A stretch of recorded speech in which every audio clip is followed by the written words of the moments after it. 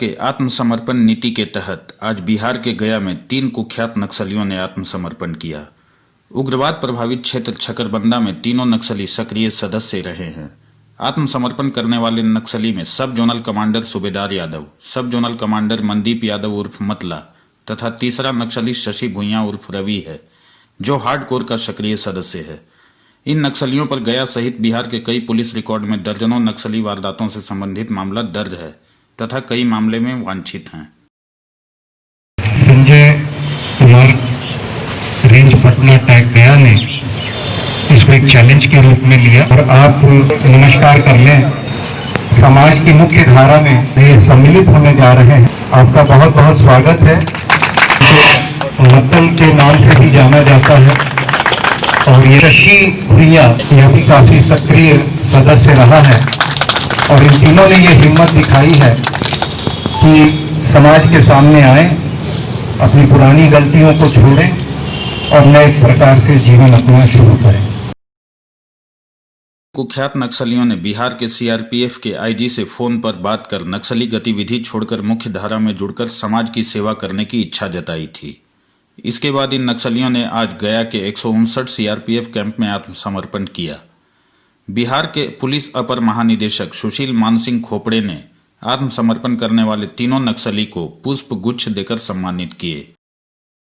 इसमें मुख्य बात यह है कि ये जो तीनों सदस्य है सब जोनल कमांडर लेवल के हैं और ये एक्चुअली जो इनका आर्म दस्ता होता है, जो फौजी इनका प्लाटून है, उसके सदस्य भी है, जो एक्चुअली लड़ने वाले लोग हैं, जिनका कई बार हो सकता है पुलिस से भी मुठभेड़ हुई हो।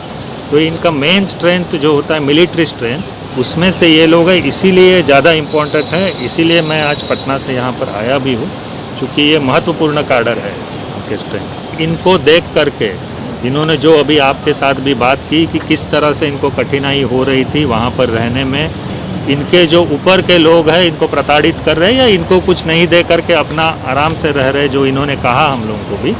तो अगर ये बात सभी तक पहुंच जाए तो हमारे भटक के जो नौजवान उस धारा में शामिल होने के आगे बढ़ रहे हैं, अगर उनको हम रोक पाते हैं या जो ऑलरेडी गए हैं उसमें से लोग फिर से सरेंडर अगर करते हैं और लोग, तो ये हमारे लिए बड़ी सफलता होगी। तो उनको भी विश्वास होगा तभी आते हैं सरेंडर करने। तो उनको विश्वास दिलाना कि सरकार जो नीति बनाई है उसके बारे में उनको जानकारी देना, फिर उनको कन्विंस करना, क्योंकि वो सालों से रह रहे एक किसी धारा में है, उससे निकालना इतनी आसान बात नहीं, चाहे सीआरपीएफ के हो या जिला के हो।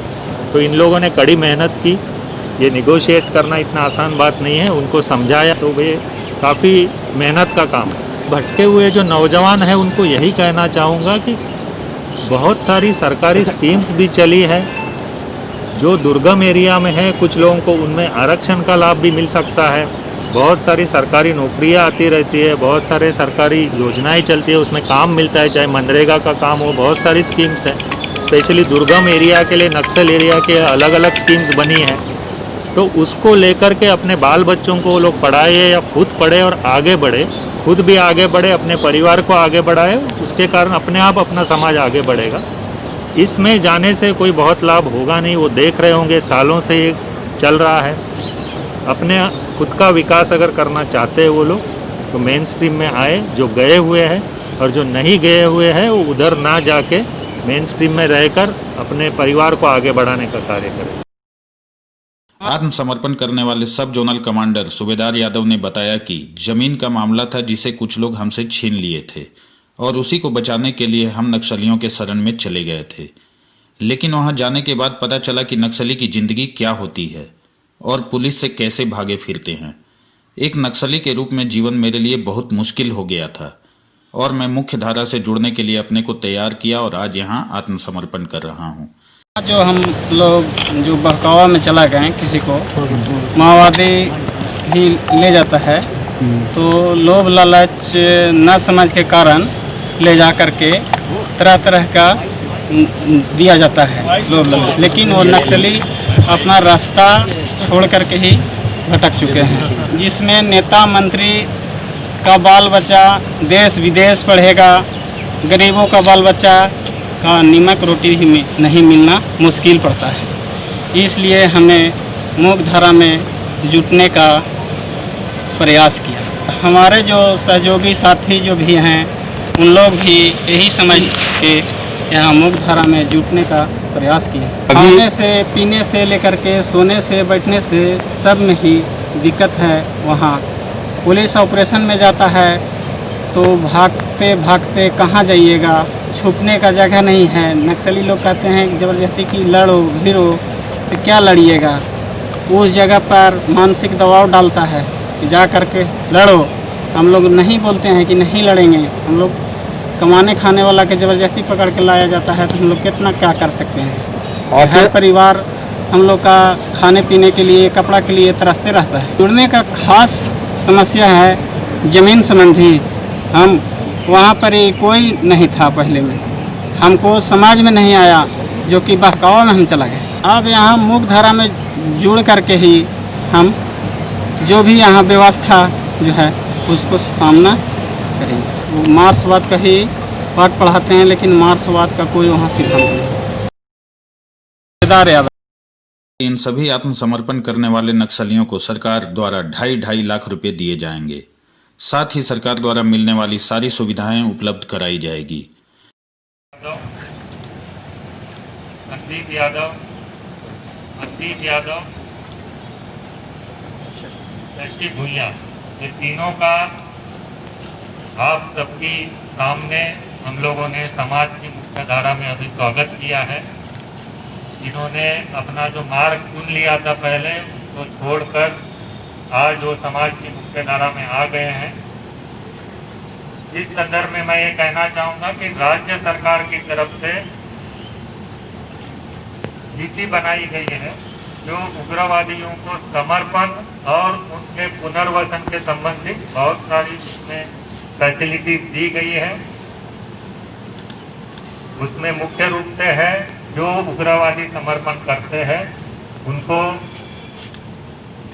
2.5 लाख रुपया दिया जाता है। साथ ही साथ उनके पुनर्वसन के लिए कुछ न कुछ या तो प्रशिक्षण दिया जाता है या कोई उद्योग करना चाहता है तो उसको सहायता की जाती है प्रशासन की तरफ से। समाज के लड़के हैं, इसी समाज के युवक हैं जो किसी कारण से हमारे ही बच्चे हैं, उनको एक वापसी का मौका देना चाहिए। इसी के तहत ये योजना बनी हुई है इस से, और उससे पूर्व से सेंटर से भी केंद्र सरकार के द्वारा भी ये योजना चलाई गई। तो इस योजना के तहत ये जो आज भी नक्सलियों ने जो सरेंडर किया है उनको सभी फैसिलिटी जो उपलब्ध है वो दी जाएगी। और साथ ही साथ बाकी जो भी इन्हीं के तरह जो भटके हुए हमारे नौजवान हैं जो किसी कारणवश गलत झांसे में आकर के गलत दिशा में आगे कदम उन्होंने रखा है, उनको भी मैं आह्वान करना चाहता हूँ कि इनको देखकर आप भी समझ जाए, आपको भी मौका है। कहीं जंगल में कहीं छिप करके पुलिस से छिप कर रात दिन दौड़ना, अपने परिवार से दूर रहना पड़ रहा है। तरह तरह के हर दिन की एक रिस्क उनको उठानी पड़ रही है और मिल क्या रहा है, कुछ नहीं मिल रहा है उसके बदले। आखिर क्योंकि वो क्राइम में इन्वॉल्व हो जा रहे हैं और अपराधी को तो सजा आखिर मिलेगी। अगर कोई अपराध करेगा तो सजा मिलेगी, लेकिन जो उग्रवादी की एक तरह से उस धारा में चले गए उसको ये मौका है। मैं आप मीडिया कर्मी यहाँ पर उपस्थित है, आपके माध्यम से यही मैसेज देना चाह रहा हूँ कि राज्य सरकार की ये नीति है कि जो भी उग्रवादी सरेंडर करना चाहेंगे उनके जो भी फैसिलिटीज इसमें मैंने अभी बताई वो सब दी जाएगी। और साथ ही साथ पुलिस प्रशासन या हमारे जो सुरक्षा बल है उसकी तरफ से भी जो भी हर संभव उनको मदद की जाएगी ताकि वो पुनर्वसन उनका हो पाए और मुख्य धारा में वो आए और सही रास्ते पर चले और सेटल हो जाए। उसके लिए जो भी आवश्यक कदम है हम लोग उठाएंगे, सरकार की तरफ से हो, पुलिस बलों की तरफ से हो, पुलिस प्रशासन की तरफ से, सभी तरह की मदद उनको की जाएगी। क्योंकि सभी का मानना यही है कि जो गलत दिशा में गए हैं वो आखिर अपने ही बच्चे हैं, उनको वापस आने का मौका मिलना चाहिए और वो वापस आए।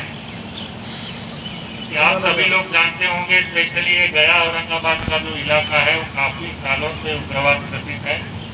यहाँ पर आप सभी लोग जानते होंगे उग्रवाद के कारण बहुत सारा एरिया ऐसा है जहाँ पर डेवलपमेंट होने में दिक्कतें आती हैं।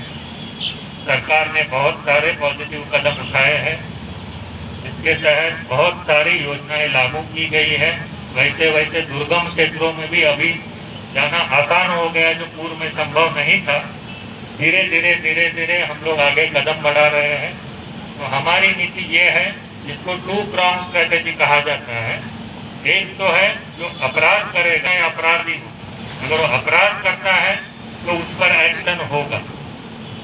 जो कोएर्सिव एक्शन जिसको कहा जाता है वो एक्शन जरूर होगा, लेकिन साथ ही साथ जो अपने मार्ग को बदलना चाह रहा है, जो वापस आना चाह रहा है, अपराध की दुनिया को छोड़ के मेन स्ट्रीम में वापस आना चाह रहा है, उसको भी पूर्ण मौका दिया जाएगा कि वापस आए और अपने सही रास्ते पर चले।